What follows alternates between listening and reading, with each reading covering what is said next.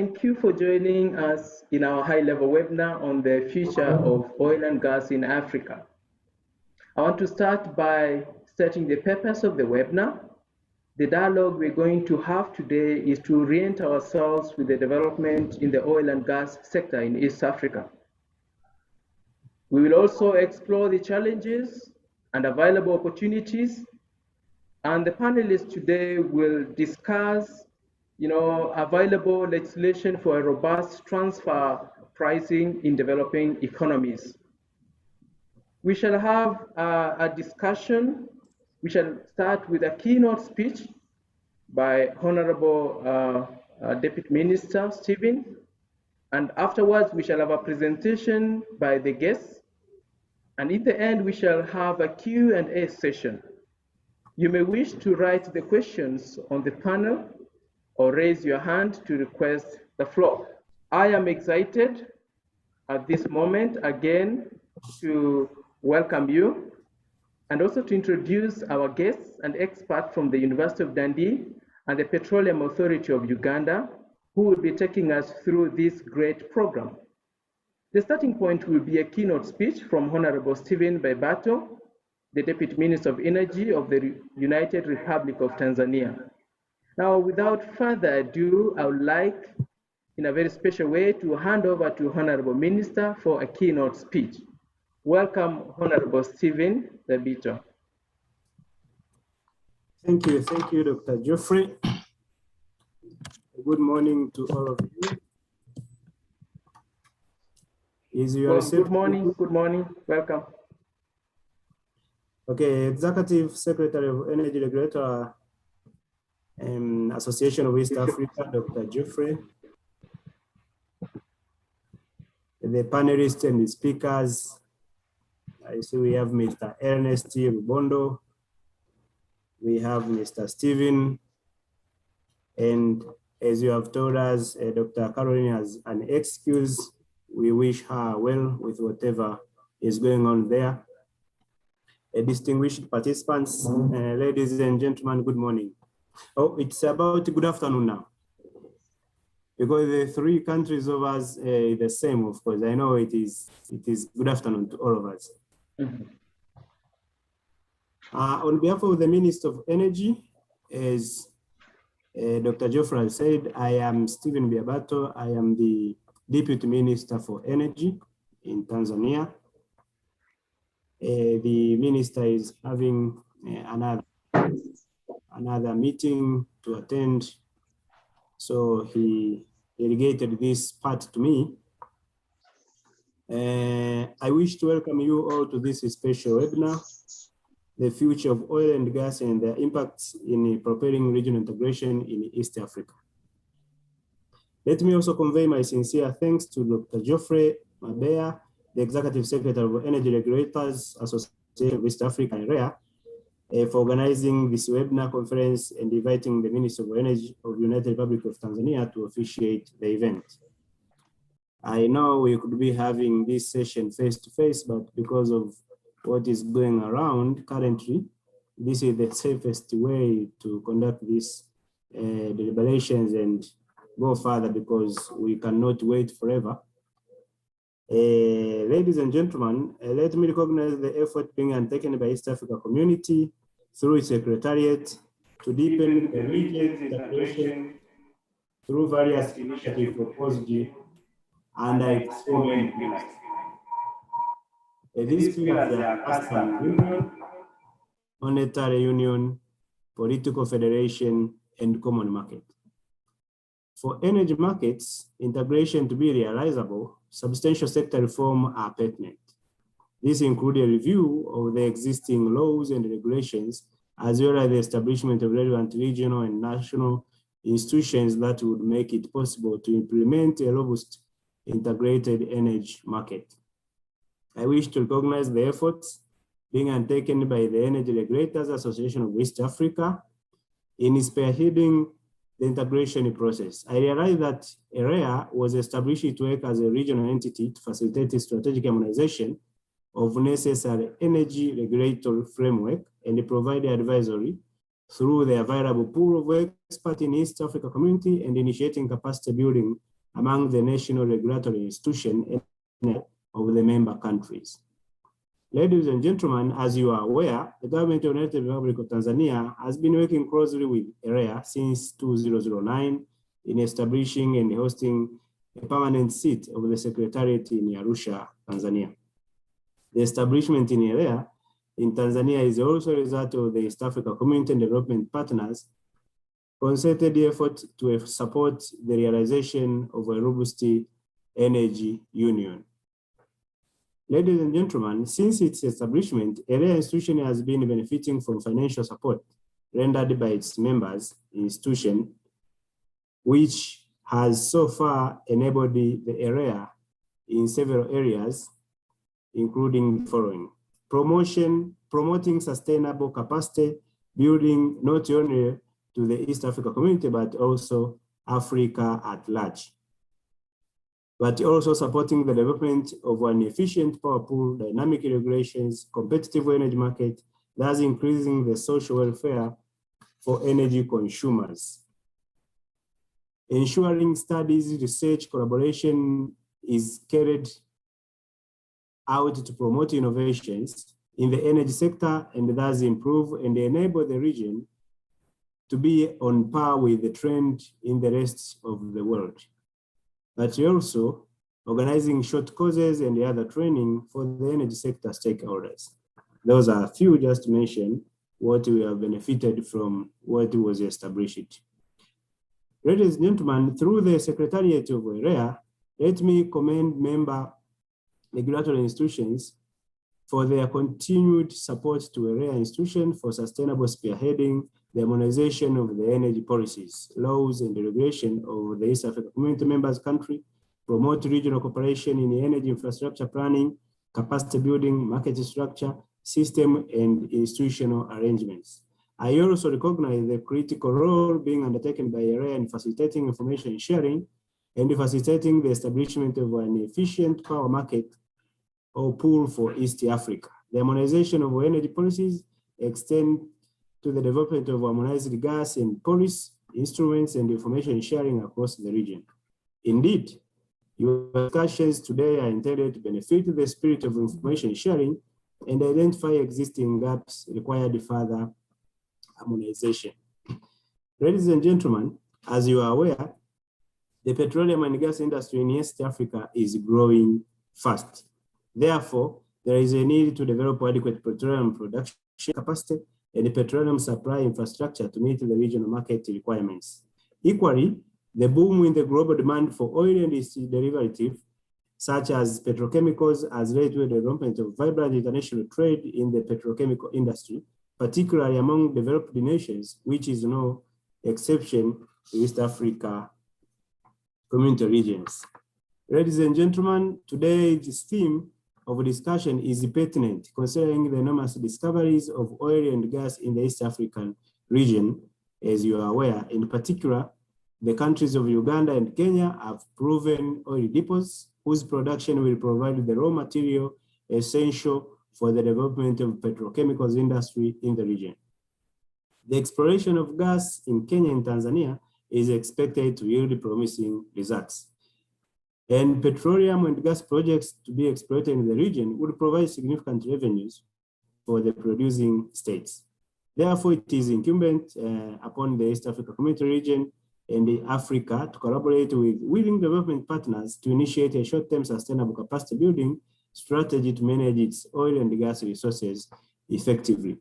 Ladies and gentlemen, having said so, I am delighted to join EREA on this occasion of to open this webinar and invite the discussants to delve into a discussion of the future of oil and gas sector in the region and how it leads to regional integration. Ladies and gentlemen, with those few remarks, I declare the webinar open and wishing you fruitful discussion on the theme. And thank you very much. Thank you. Thank you so much, Honorable Stephen Byabato, for that wonderful keynote speech. Indeed, we have been working very closely with the Ministry of Energy in Tanzania, and thank you so much for your support.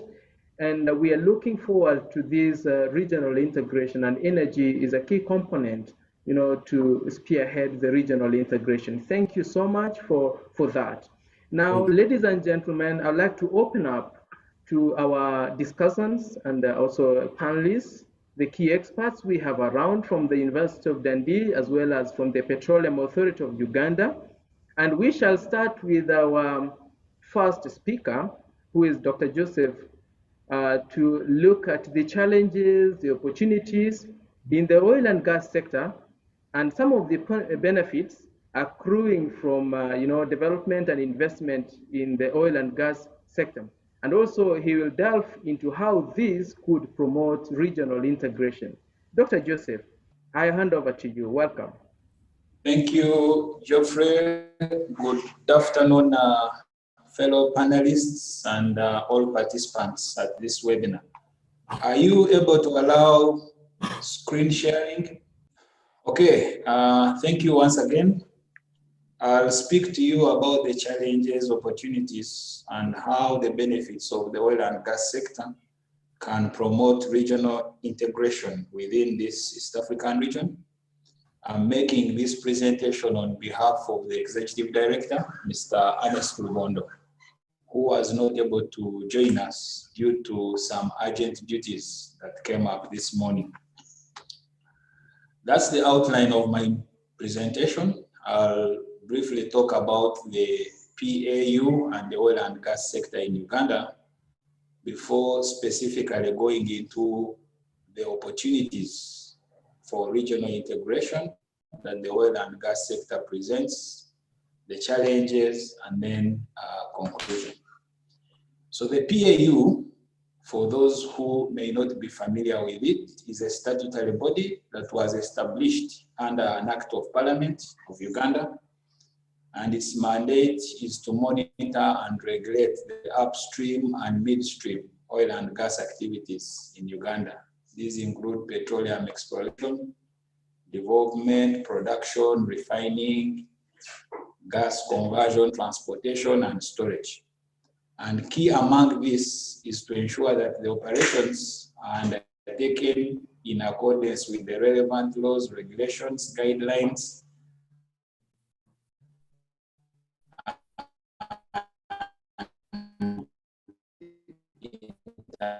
international practice for Ugandans and to contribute to Uganda being a sound investment destination. This is what the PAU exists for.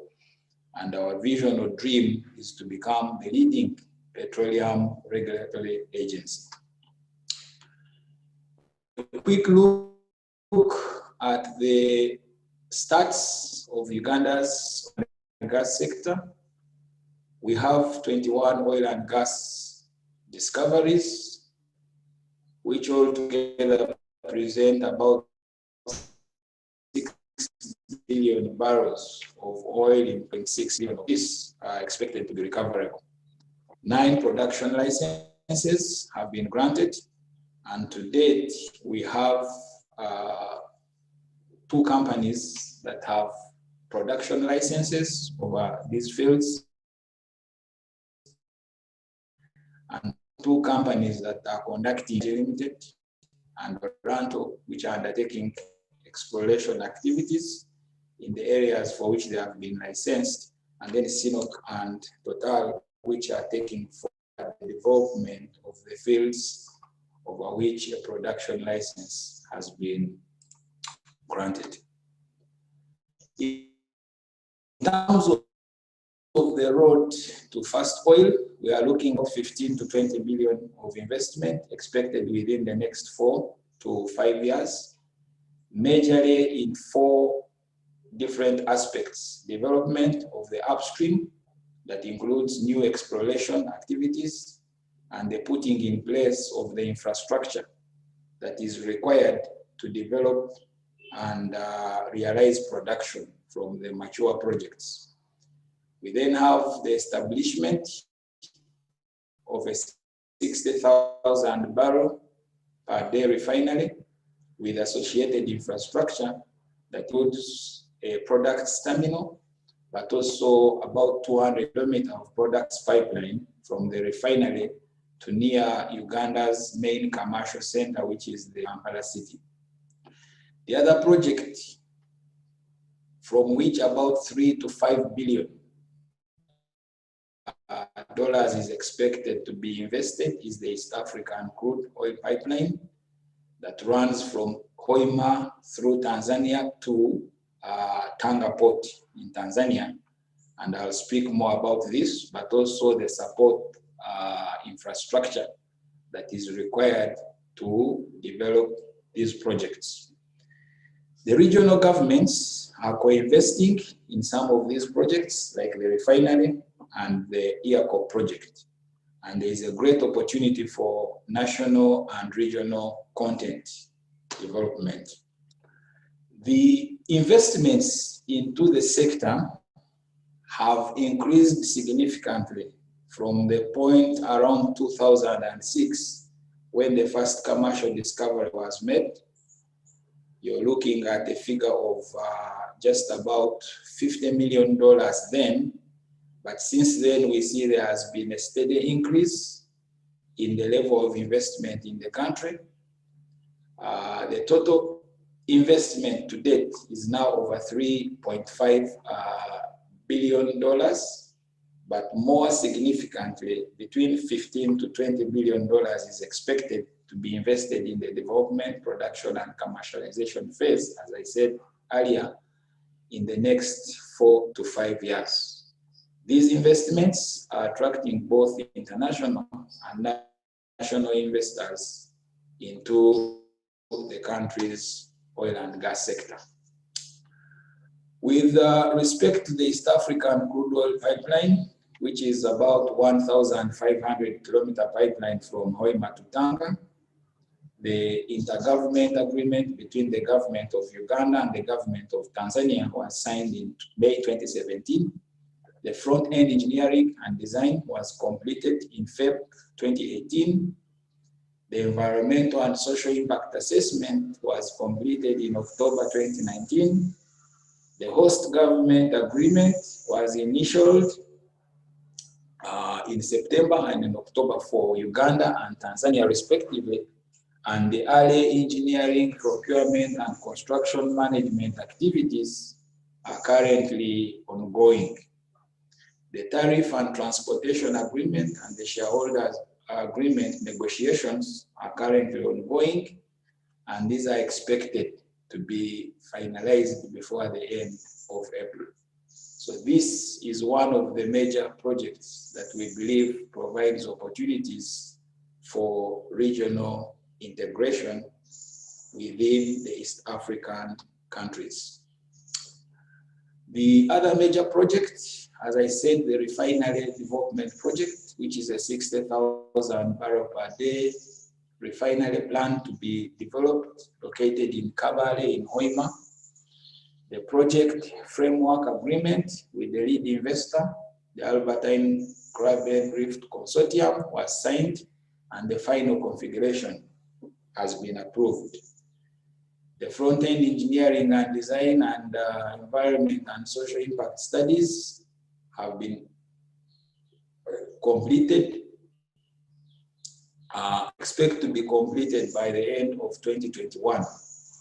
And the government of Uganda's stake is to be held through a subsidiary of Uganda's state oil company, the Uganda National Oil Corporation.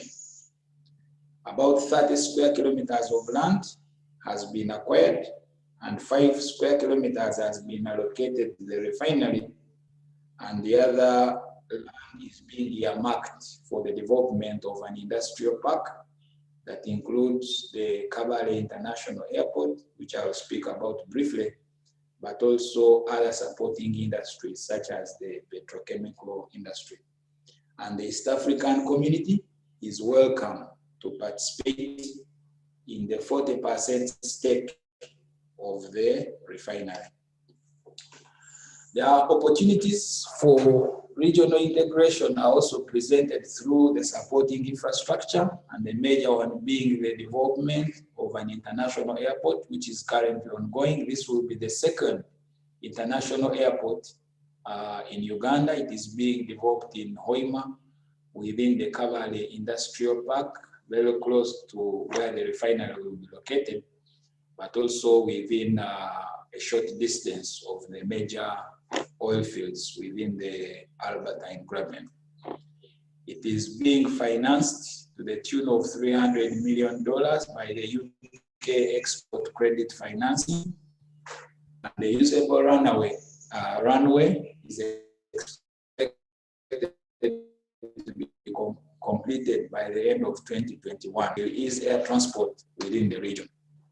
The other opportunities for regional integration are within the economic linkages between the oil and gas sector and other sectors of the economy within the East African region. And these include agriculture, whereby there is going to be a lot of demand for agricultural outputs, tourism and hospitality, the hotel facilities for the different categories of stakeholders, and of course, considering the level of foreign workforce that will be coming into the country, that has created the need for the development of this tourism and hospitality industry, which can benefit from this workforce that will be. The other linkages relate to the engineering and construction sector. This will be crucial during the development phase, and the oil and gas sector can support other sectors through the development of this infrastructure.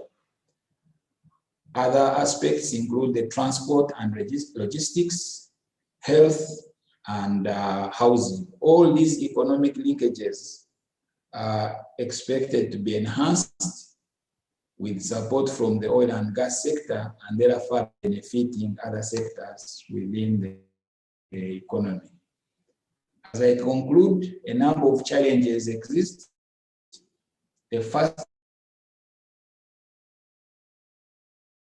being the funding challenges due to the pressure to the banking institution of drives, especially from the civil society organization on this matter. The negative publicity of the oil and gas projects by the civil society organizations is also a major challenge. The capital-intensive nature of the projects, and this being a new sector, the limited skills and experience within the East African region in as far as the oil and gas sector is concerned. And lastly, of course, the ongoing debate between the future of oil and the transition into renewables that at times sort of casts a picture of uncertainty for the future of oil and gas. So as I conclude, dear participants, the oil and gas sector presents significant opportunities for the country and the region to achieve economic transformation before first oil. The different regions and sectors need to appreciate the opportunities in linking with the oil and gas sector before first oil and enhance linkage development to facilitate growth. Cooperation and coordination among the different governments remains critical in the pursuance of economic diversification. The region has an opportunity to utilize this nascent oil and gas sector to facilitate faster growth and economic transformation, but there is need to ensure the country and the region derives maximum economic benefit from the sector.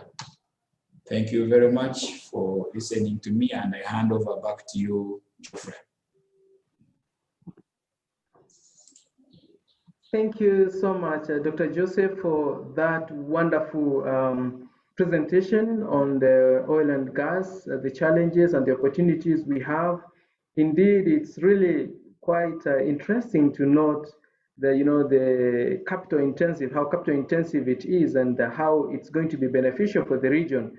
And I'm also glad to note that you've opened up 40% for the East Africa community, to be able to participate in the refinery project. I think these are some of the things that we need to look up to, to encourage the region to work together, to be able to co-invest in some of these projects. And so just to add on to what he has mentioned, and maybe now we want to look at the key things, the underlying factors or the legislation that we need to look at before, we can be able to start these elements of co-investment and key factors that we need to look at. Now, I would like to hand over to Dr. Stephen Dow, who's going to essentially look at available legislation for robust transfer pricing, with a focus in the developing economies. And of course, the East African community is a community of nations that are still developing. So I'd like to hand over to Dr. Stephen. Please go ahead and let us hear what you have to say. Welcome. Okay. First, thank you very much for this opportunity. I very much appreciate this. I'm Stephen Dow. I'm Senior Lecturer in Energy Law from the Centre for Energy, Petroleum, Mineral Law and Policy at the University of Dundee. And it's morning here, but I don't suppose that really matters from good morning, good afternoon point of view. I would have very much loved to come to do this in person, because when you're there in person, you get the opportunity to talk about so much more than the topic you get handed. I've been asked today to talk about transfer pricing and governments and legislation and things like that, but there's a lot of knock-on here into some of the things which Joseph was talking about, and the Honourable Minister was talking about. And I'm an oil and gas and energy lawyer, and I'm quite happy to take questions and provoke people on a much wider subject than I'm going to talk about for the next 15-20 minutes or something along those lines. Because what we need to understand is that this sector is driven very much by a government, and the government writes the rules, and then the investors basically get to do anything they like inside that box that the government puts them into. And so the government has a decision as to what size of box it wants to put them in, how much freedom it wants to give the investors, how much it wants to control the investors directly. And you'll see this coming through again when I'm talking about transfer pricing, in that it's very much well, there's a really old joke about lawyers. An accountant, an economist, and a lawyer are invited for a job interview. And the accountant goes in first and is asked, what is 2 + 2? And the accountant looks really confused and says, it's 4, it's obvious, it's 4. And the economist goes in next and is asked, what is 2 + 2? And the economist looks up and says, well, the answer is 4, but if you change the paradigm, you'll change the answer. And the lawyer goes in next and is asked, what is 2 + 2? And the lawyer jumps up, closes the window, checks the door and says, what do you want it to be? And that kind of sums up how governments think about the oil sector. They're saying, they've got to decide what they really want. And transfer pricing is one aspect of getting what you want. And it's tremendously important that you always bear in mind, governments are ultimately in control here because it's the government's resource. So therefore they set the terms and conditions on which other people get to extract that resource, the speed at which they get extracted. Just as an aside from this, what was really interesting was that slide in Joseph's presentation about banks and pressure on banks. That's terrifying from the point of view of how governments think, because that's just one more complication for governments to think about that they've never really had to consider before, that NGOs in particular are putting pressure on banks not to lend to hydrocarbon projects. It's tough enough to fit with the World Bank rules on the extractive industries after the Extractive Industries Transparency Review, which essentially say, unless it's a sensible commercial project, you're not getting to do it on World Bank money. And the pressure on the commercial banks will just simply magnify that. Anyway, let's get on with some transfer pricing. So what are governments worried about? Basically, the problem with transfer pricing is that we all know what the magic words transfer price, but it's always difficult to nail down exactly what we're talking about in great detail. And that's simply because we tend to conflate what transfer pricing is really all about, and we tend to think about it in different time scales, and we tend to have the opportunity to look at particular countries and what they do differently from others. So let's talk very generically for a moment and go back in time. The basic idea from a transfer price is that what you're doing is moving income, hopefully, into a lower tax environment. What it's really doing is attacking the tax base of the producer. And in the tax world, there are two things that matter. One is the tax base, the thing you charge tax on, and the other is the tax rate. And in the world, we're far too good at focusing on the tax rate and forgetting about the base. The base is absolutely critical. You can charge 100% tax on nothing and you'll earn zero. But the base is incredibly important. And what transfer pricing does is erode that base. And you can see from the ancient form of transfer pricing. The ancient form of transfer pricing was ridiculously simple. The investor would simply sell the oil to its daughter company at an unbelievably low price and pay tax on that low price because that's what they'd sold the oil for. And it doesn't take governments much, very long to work out that this is really not very good for government, for producer governments. I mean, what it means in reality is that the tax may be being paid somewhere else when the oil is sold at value, etc. But as far as the host, as far as the producer government is concerned, it's a problem. Right. So it isn't particularly difficult to get around this. I mean, if you look back in time, this is the kind of practice which makes producer governments come together to beat up in inverted commas the international investors and just say, listen guys, you got to play by some decent rules here, some sensible rules that actually reflect what we the producer governments actually want. And so you get, instead of paying tax on the number which you actually earned, that low number, you pay tax on the market value of crude. It also leads to things like the posted price system. For those of you who are interested in the history of the oil industry in the 1950s, in particular the 60s and into the 70s, a number of producer governments said, okay, irrespective of what price you actually earn for your crude, you will pay tax as if the price was this level that we set. That's a posted price system, and they're really quite clever things, because what they do is protect the tax base of the producer state. They're also horribly non-progressive and problematic in tax regimes. Don't get me wrong, they're not ideal ideas all round, but they're quite a clever idea as far as producer governments are concerned. It's a very simple idea as well, and never underestimate the value of a simple tax and a simple collection process. I mean, there's a reason why it's easy to charge tax on petroleum products, and it's simply because every time a tanker comes out the refinery loaded with product, it gets charged the tax, and it's a dead simple thing to do. It's a dead simple thing to collect, and therefore governments look at it and think, yeah, wow, this is lovely. Right? So simple transfer pricing in the ancient form is simply not a problem. The governments simply legislate their way around it, and we'll see exactly how they do that in just a second. What you do need is to recognize, however, it's a little more difficult in practice than my simple statement, pretend there was a market price in place, because now we need to actually create and have a rule which says this is what the market price will be, and this is how we will calculate it. This is how we will establish what it is. Do we have a marker crude? Do we have a marker crude outside the country, which we have a premium on because our crude oil is better quality? Do we have a discount to it because our crude is lesser quality? Do we have a basket of prices around, what exactly are we going to do? We're going to have to think through the details and the rules. And we also need to enforce it, which can sometimes be problematic, but frankly, petroleum authorities and petroleum tax authorities are just getting better at this. I mean, if we go back 25 years, you could criticize all sorts of petroleum tax authorities for their inability to enforce, but frankly, they've learned, and they've sat down and said, okay, if we can't make up our own rules, what we'll do is we'll copy somebody else until we learn what we really want for ourselves, and then so a few years we'll just copy someone else, and then we'll do it for ourselves after that. And that's a pretty good way of learning, and it's now difficult to criticize the vast majority of petroleum tax authorities around the world. It's difficult to criticize them too much. You can criticize them on the margins, but it's difficult to say this is fundamentally flawed, because they've all learned from each other, and that's a good thing. But when you've got to watch out for the rules, you can put them in lots of places, remember.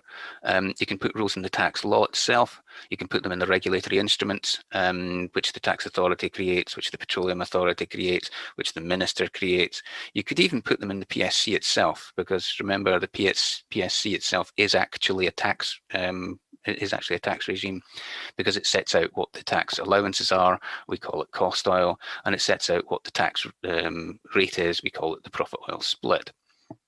And you've got a range of choices. It doesn't really matter where you put the rules, as long as you've actually got the rules. There's no magic formula which says it is magical because it's in the law, as opposed to it's slightly less magical because it's in the regulatory instrument, or it must be in the PSC. There's no hard and fast rule there. You just need a rule somewhere where you can come back to and enforce it. It's very transparent if you put it in the PSC, because it obviously applies to the people on the PSC. It's pretty obvious if you put the same rule in all the regulatory instruments. It can be awkward to put a very detailed rule in the tax law itself, because one of the things you have to remember about tax law is you always want an exception for something. And in the oil world and the gas world, what we particularly want to have exceptions for are marginal fields. We want to play games in the tax regime so that a marginal field actually comes into production, and we can make what would otherwise be an uneconomic field, we can make it attractive enough by giving it some sort of special tax regime. And it can be really quite awkward to put a special tax regime aimed at one particular field into a general tax law. That's just mechanically simpler to put it in the regulatory instrument or the PSC. I would also counsel that gas and oil are very different beasts here. Local gas, remember, local gas and transfer pricing, it typically is a problem you just avoid completely, because what you want in local gas is to take the gas to the consumer as cheaply as possible, and that really means there's as cheap as possible means, as a government, you're basically charging nothing as tax on that gas, or as little as you think you can get away with, and not adjust the consumer price too much. Local gas, if you actually want to start charging tax on local gas so that you earn something for the government, you can have all sorts of the same issues as you're going to have in oil, but there's just less money to be played with. And so you've got to sit down and ask yourself, is it really worth playing that game at all? If you're going to export the gas, the only reason to export gas is the same reason for exporting oil. You want the money. Remember, fundamentally, oil is about money, and gas, when you're burning it locally, gas is about energy. It's not, oil isn't really, when you export it, you don't really care about the oil itself, you care about the money. In the same way, if you export LNG, you care about the money. In the same way, if you export gas through a pipe, you care about the money. Just think what Gazprom's been doing to the Europeans for decades. And believe me, however much you want to criticize it, if you were Gazprom, you would do precisely what Gazprom has done. So don't take criticism of Gazprom as from the Europeans with anything other than a big pinch of salt. Gazprom is a smart operator. Right. So when you think oil and gas are different, when you export gas, it looks pretty much like oil for this purpose. And if you're holding gas locally, it's a very different animal, because the whole point of the exercise is to get it down to the consumer as cheaply as possible. You'll also have fun with gas transfer pricing as soon as you impose a domestic gas obligation. A domestic gas obligation is simply a capture by the state of a certain amount of gas, very, very, very, very, very cheap, typically well below cost. And the trick in DGOs is always what happens to the rest of the gas. Because it really means that, let's say you're taking 20% of the gas in the DGO, it really means that 100% of the costs are now dumped on 80% of the gas volume. And that needs some care as to how you deal with that. Right, so watch out. Oil and gas are different, but sometimes not as different as it might appear at first glance. And for some obscure reason, I have a blank slide. Transfer pricing. Transfer pricing in today's world gets a lot more complicated than the old, I am selling oil to myself at ridiculously cheap price problem. What happens now is that you end up in a problem of the definition of the cost. In a PSC, that definition really matters, because that is the tax exemption. That's the tax allowance. And anything which increases cost oil, by definition, erodes the tax base for the producer government. And so this is why we have all sorts of fights about the definition of costs. And this is why, I'm just going to watch my time for a second. This is why the gross split PSC is becoming so interesting, because what gross split PSC does is simply say, we government aren't going to care about costs anymore. We're going to dump the cost risk and the cost problem on you, investor. and we'll just simply specify what the split of what we would otherwise regard as profit oil will be. Everyone's watching Indonesia to see what's happening on those, because they're really quite clever ideas. Don't get the idea that they're simple, because what a gross split does is it then says at a particular, for this particular type of field, we'll give you this split X. If the field is more difficult, more awkward, we'll give you a little bit more. And if the field is really easy, we won't give you that little bit more. And so instead of having a fight about costs and cost definitions, you now have a fight about the technicalities of the field. So don't get the idea that gross splits are avoiding all fights. They're not. They're just changing the nature of the fight. Right? But from a cost point of view, it makes life, the gross split makes life pretty easy, because it simply says costs are the investor's problem, in the same way as a classic license does. Now remember, costs are never a problem where there's a market for the particular service. So you can obviously say, I went out into the market, I found my drilling services, I asked lots of drilling companies to compete, I chose the cheapest one, or I chose the cheapest one subject to the local content rules or whatever it might be, and it's easy. I've had a call for competition, I've got the best deal, it's the best value for money, it's a qualifying cost. Other costs can be more problematic. For example, the cost of meetings. Am I allowed to have my meeting anywhere I want? Can I have my meeting, nice Caribbean island somewhere where it's nice and warm? Can I have it? Can I have my head office costs paid? Can I have across my company? Can I simply divide my head office by my number of producing fields, head office cost by my number of producing fields, and impose that on each individual producer? Which means if I have 10 fields, each of them gets 10%. But if I have 12 fields, each of them gets 8 and a bit percent. And if I lose a field, can I charge a bit more? That's where head office qualifying costs get difficult. And remember, this is related to transfer pricing because it's eroding the tax base. Right? But the nightmare of all governments is costs which don't have a market. Those are horrible, horrible things to try and deal with, as we'll see in just a second. And the classic is that as a technology cost. So investors are chosen by governments because it's got a particular patented technology which it allows to recover more barrels than anyone else could. The investor only licenses that technology to its own daughter companies. Anywhere it goes in the world, it charges the same fee to its daughter company for the license to use that patented technology. And you don't license it to anyone outside the company group, and therefore there's no market. The parent simply sets the license fee. And the question then becomes, is that license fee a qualifying cost? And if it is a valid qualifying cost, what stops the investor saying, okay, tomorrow the fee doubles, next year the fee trebles? If it's a qualifying cost at value whatever, is it also a qualifying cost at value 3 times whatever? And this starts to get really quite awkward. It becomes much more obvious that investors could be playing games if the license fee differs between countries, but there's no reason for investors to do that, because what they're trying to do is actually pay for their technology that they spent all this money developing. Patent fees are not a stupid idea in concept, but the problem here isn't the patent fee, it's the lack of market to establish what the patent fee is going to be. Right? I'm going to move a little quicker to leave space for questions.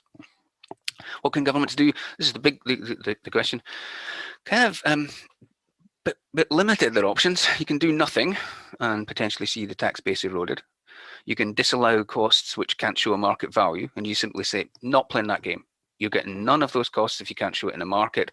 But because I know you need them, and because we actually chose you because you had that patented technology, and we love you because of this patented technology, and you'll get lots of barrels out the ground that no one else would have got, we'll give you an uplift. So instead of getting 100% of your market costs, you can have 125% of your market costs, or whatever arbitrary number we pick. You can simply allow a proportion of costs. You can say, we'll count all the big numbers and then we'll give you 75% of it, the pro-rata deduction rather than an uplift. You could go to a gross split and simply say, we're not playing this game in costs at all. You can go to a license environment and say, we're not playing this game in costs at all. Because if you think about it, PSCs are designed to help state companies get up to speed, in inverted commas. You look at what happened in Malaysia 40 years ago. Petronas is, it's a player, but it's not a major player. And now after 40 years of PSC experience, Petronas is a serious international player. Around the world, state companies have really learned. They are now serious players. The PSC has worked. And if the PSC has worked and the state is now a serious player, why do you need new PSCs now? Why can't you simply go to licenses and let the state company bid? I asked the question rather than give it as an answer. Or alternatively, and what this presentation is driving down to, you can write much more detailed rules. And remember, you have to enforce those detailed rules. The only good part of that is that rules are generic, so you can copy other governments. And remember, there is no shame in saying, I don't really know what I'm doing right now, so I'll copy someone who does for the next few years while I learn how to do it for myself. And then after that, I'll think about what I really want from my particular fields and my particular needs, and I'll go and find my own rules once I've got used to operating generic rules. Yeah, it is a bit disappointing for governments. Big picture, I think they're going to see more and more move toward gross split, because governments will simply say transfer pricing is something I just can't really deal with, and non-market costs are something I can't really deal with. The problem with PSCs, gross split PSCs at the moment, is they're being looked at by governments as a way to get more money at a time when you're trying to give the investor more risk, and that just doesn't make any sense. If you want more money as a government, the easy way to get more money is to take more risk yourself and give the investor less risk. That's what a PSC does. It says, we're going to cover the costs, so we've got your downside, so therefore if there's any upside, the price rises, we're going to have most of it. Progressive taxation. And revenue sharing. Revenue sharing is pretty sexy, particularly after the India discovered gas field round in 2016, where the state company years ago had found gas and had then said, we'll basically, you know how much gas is down there, you know the price, bid us the share you want of the total revenue, and tell us what your tax rate is going to be. It's a very sexy idea. I've taken more than my share of time. As I said, I'm more than happy to answer questions on things far wider than my presentation, but I'm going to hand back to Jeffrey here because before he switches me off and mutes me. Thank you very much. Thank you so much, Dr. Stephen Dow, for that wonderful presentation. It's really an eye-opener, and I believe we do have many questions. And now I'm opening up the floor for the listeners to bring on the questions that they have. I haven't seen any questions, but I think I would like to now open the floor. You may write the questions, or probably you may also raise your hand so that we can give you the floor to ask any question. So it's open. Maybe for a start, as we wait for members to raise up their hands or maybe write down the questions, you have mentioned about the challenges, the balance between the government and the investor. One of the key things you mentioned is probably either writing detailed rules, or maybe do nothing, or disallow costs.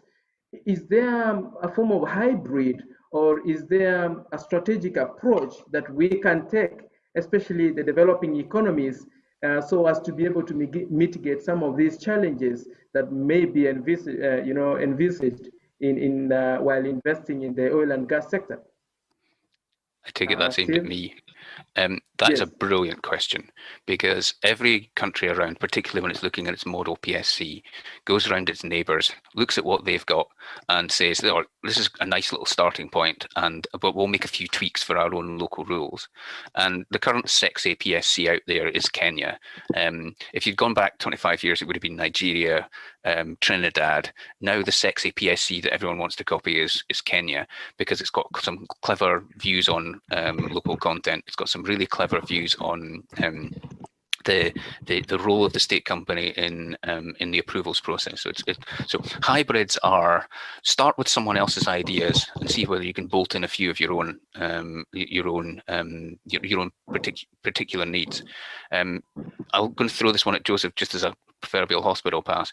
Uganda, being an onshore environment, has slightly different needs in the cost world from the offshore, etc., which is a high cost environment.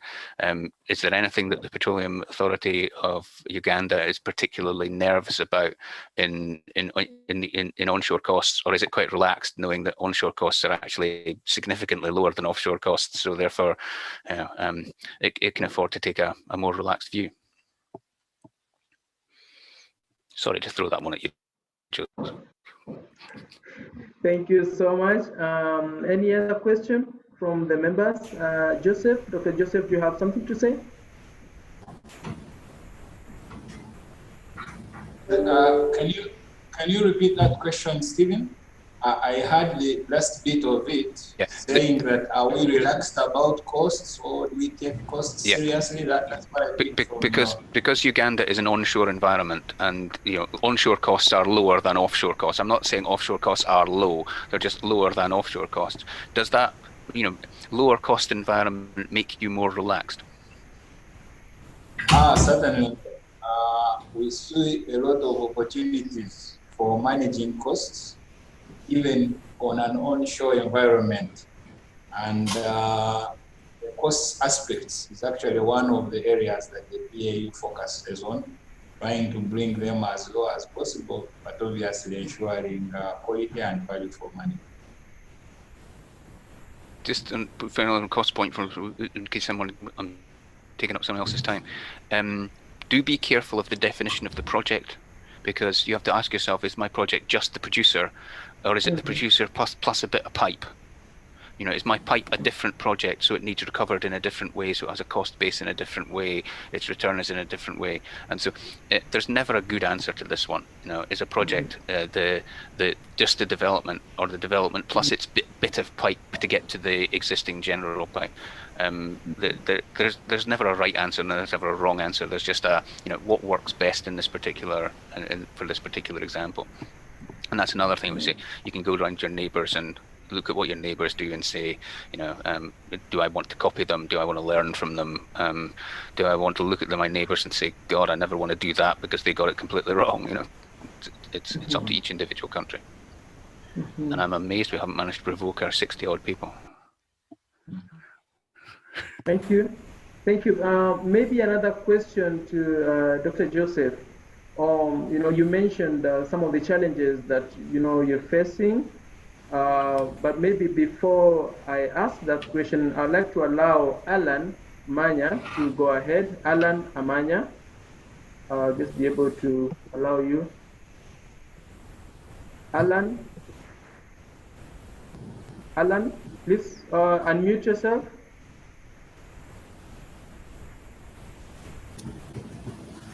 Thank you. I would like to ask Mr. Stephen, would you advise an emerging oil producer to opt for gross split, or you think it would be important for him to first undertake cost recovery so that they determine an appropriate share, so that they can be able to determine their cost landscape before they undertake gross split?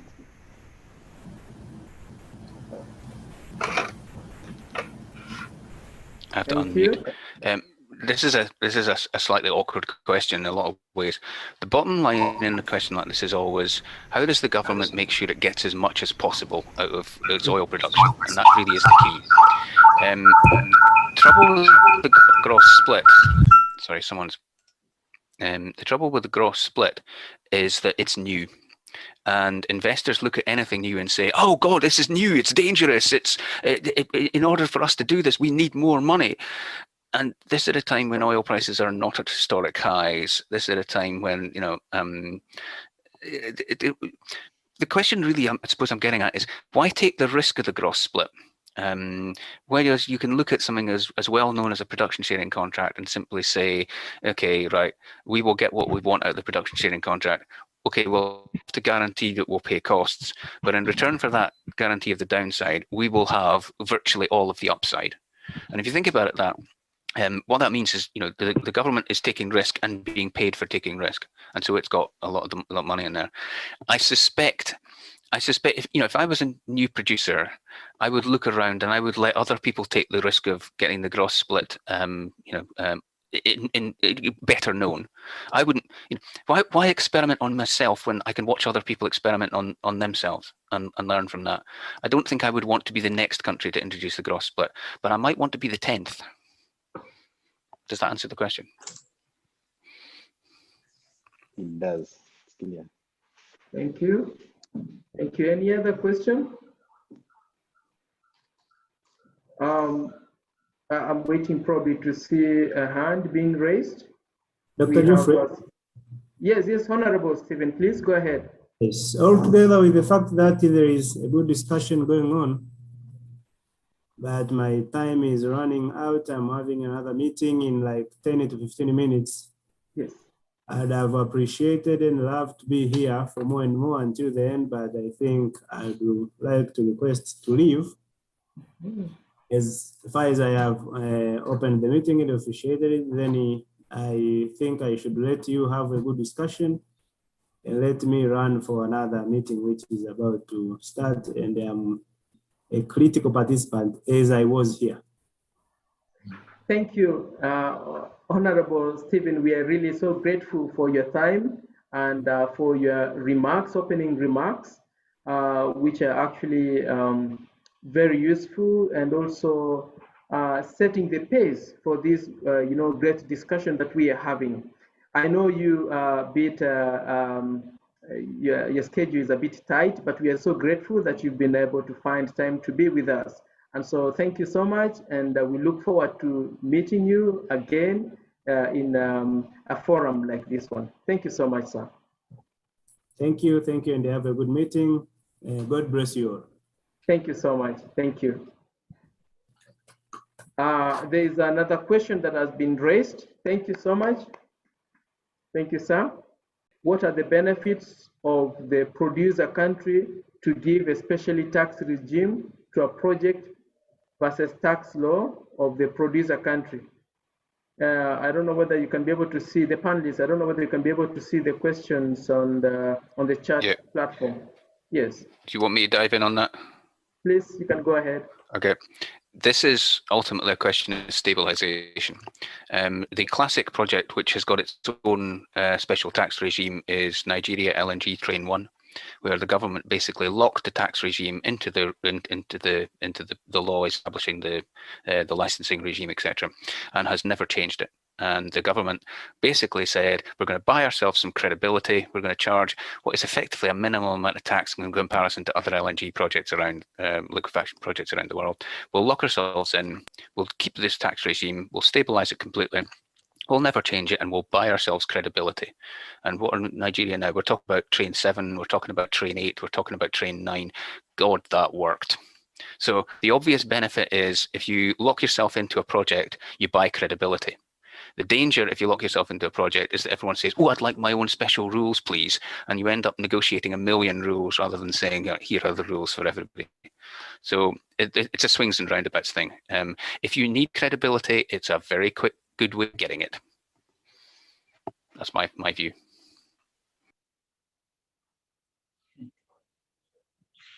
Jeffrey, you're on mute. I'm on mute. Thank you. Any addition from Dr. Joseph on that, or any other? No, I think that's spot on. Thank you. Any other question from the panelists or from anyone? I think there's a question there. I think there's a question. Oh, it's a comment. So thank you so much. There's a comment. Absolutely. If natural resources don't benefit the nation, the producer, then frankly they should be staying in the ground, because what's the point in a nation producing for someone else's benefit? I mean, that's okay. You can give someone a piece of the benefit for their work and getting it out, but I mean, yeah, I think anyone who fights with the idea that natural resources should benefit the nation is just starting in the wrong place. Thank you. Thank you. There's a question from gentleman. Please introduce yourself and go ahead. Okay, go ahead now. Now, I wanted to know two issues. You can hear me? Yes, we can hear you. Please go ahead. Thank you. Yeah. I wanted to know from the Dr. Joseph on the issue of FID and detailed design for the ECO project. What is the status now? And also for the issue of transfer pricing. I've not seen the conclusion from Dr. Stephen, whether is it good or bad, because from what I know, some of international oil marketing companies use transfer pricing as a means of putting overhead costs or operation costs from their international offices, maybe in Geneva or what, but to the affiliates in other countries. At the end of the day, the prices of products in these affiliates become very high, but they compensate some of the operating costs of their offices maybe at their headquarters. So that's what I wanted to know. Is it bad? And does it have any effect? For example, as you said, if the gas or the resources are used within the are not cross borders. Thank you very much. Thank you so much. Thank you. I think there's a question to Stephen. I wasn't sure whether Joseph wanted to go first. I'm just sticking some answers in the chat. Transfer pricing by itself is not intrinsically evil. There is nothing wrong with a corporate group pushing money in amongst the corporate group. I mean, the entire function of a corporate group is so that the control and the ownership stakes can be put wherever you want to put them in relation to the government obligation, which says we want a local company to do this. You know, a local owner, so you have a local daughter company registered in that state, etc. So transfer pricing by itself is not intrinsically evil. The problem is that it has knock-on effects onto individual producer governments and it erodes their tax base. And that is the problem which you as a government have to think about. You have to ask yourself, is it a reasonable erosion of my tax base known as a tax allowance? Or is this an unreasonable erosion of my tax base, which is a problem, and therefore I have to write a rule to get rid of it? And and you're quite right, I left the question open because there will be some things which, you know, I would think are perfectly reasonable, which other people won't. And there'll be some things which other people think are reasonable, which I don't. And that's because each individual government is entitled to, you know, make up its own mind. I'm going to stop there. Thank you. There's also another question. Yes, go ahead. Go ahead, Joseph. Dr. Joseph, go ahead. There's a question directed to me regarding FID. Yes. And the detailed design for the EREA. As I stated in my presentation, before this FID can be undertaken, there is the important work relating to the finalization of the legal and fiscal framework for the project. So that is the important work that has been ongoing for the last few months. And as I said in my presentation, the remaining aspects mainly relate to the outstanding aspects, mainly relate to finalizing the transport and tariff agreement and the shareholders agreement. The negotiations are currently ongoing. They are expected to be completed within the coming weeks.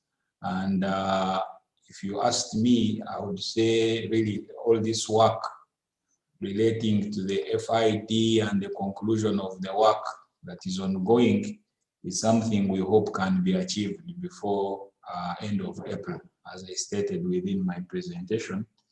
And the EREA engineering, procurement, construction activities are ongoing, mainly relating to the land acquisition, geotechnical studies, and EREA infrastructure works, and finalization of the detailed engineering. That's the current status of the EREA project.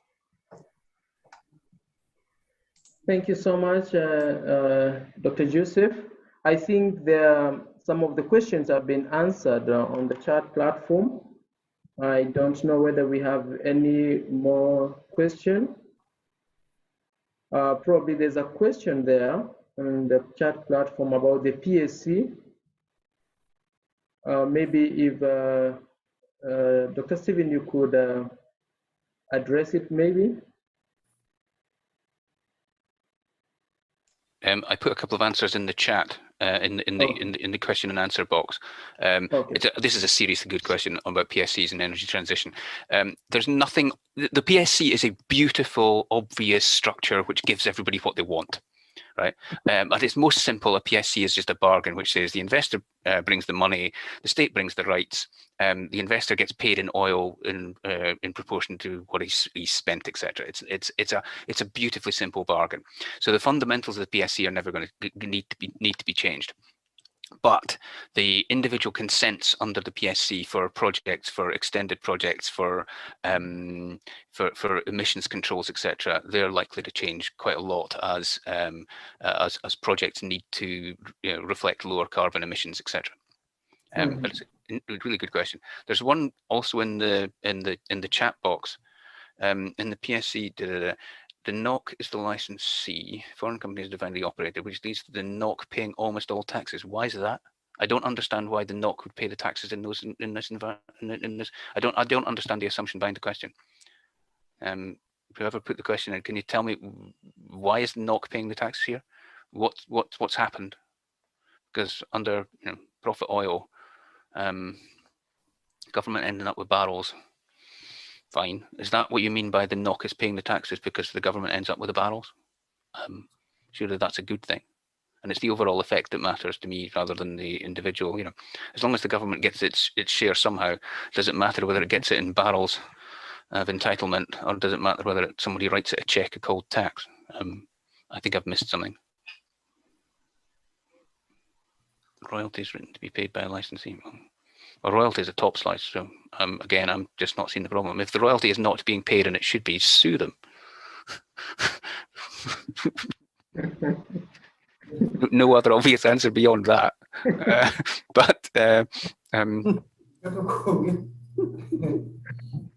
like that. I like that. Thank you so much. Any other question as we come to the end of this wonderful discussion? Do you have any question or comment from the panelists? Okay. Any question? You may raise your hand. You may need to raise your hand, please. Oh, great. I don't think we have any hand raised or any other question. So at this point, probably I'd like to give the panelists a minute each just to give their concluding remarks, and then we'll be able to end the meeting officially. So I'd like to welcome Dr. Joseph to give your concluding remarks, and thereafter I will invite also Dr. Stephen to give his concluding remarks. Please proceed, Dr. Joseph. Okay, thank you very much, Geoffrey. May you please extend our sincere thanks to the team you work with at EREA, especially for organizing these very informative sessions. It's always nice for me to participate in these engagements and to share with you whatever I can have to share. So this is very important. To thank the participants who have found time to participate in this webinar. I think as the East African region, as I said earlier, we have really an opportunity to utilize very nascent oil and gas sector with the region to foster economic growth and economic transformation within our respective regimes. We need to see how we can learn from each other, try and learn lessons, especially from countries where things have been right. We try to avoid the mistakes that we see that have been made in some countries. I think there is a lot to learn from within the modern oil and gas sector. And certainly sessions like this, bringing in the experts on different aspects, the likes of Steve coming and sharing with us this very important aspect of transfer pricing. I think it is something that is very common, especially within the oil and gas sector. So it is always very interesting to learn how these different challenges and opportunities are being managed within different countries and within different regimes. So I thank you very much. And I'm already looking forward to participating at the next engagement that will be organized by the EREA. Thank you. Thank you so much, Dr. Joseph, for those wonderful closing remarks. I'd like to welcome Dr. Stephen as well for his closing remarks. I'd just like to say thank you very much for this opportunity. It's always my role in these things tends to be to provoke people, to make people ask questions, because it's not me that should be giving the answers. It's me that should be provoking people into asking the questions so that they can come to their own answers that fit their own particular circumstances. Far be it from me to impose my biased and ignorant views on anyone. As long as I have you think, and I have more than fulfilled my contractual duty to Jeffrey. Thank you very much for the opportunity.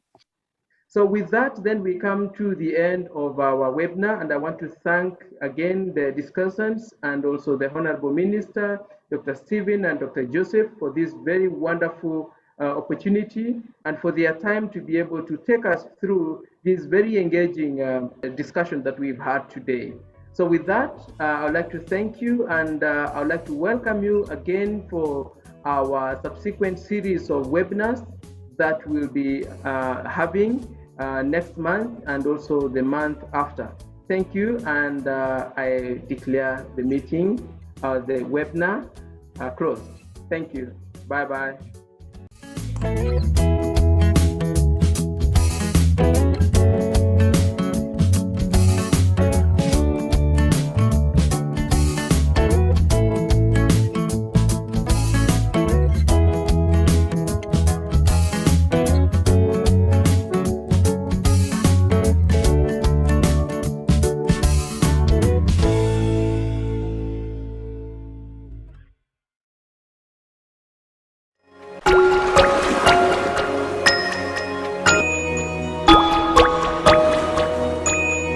Mm-hmm.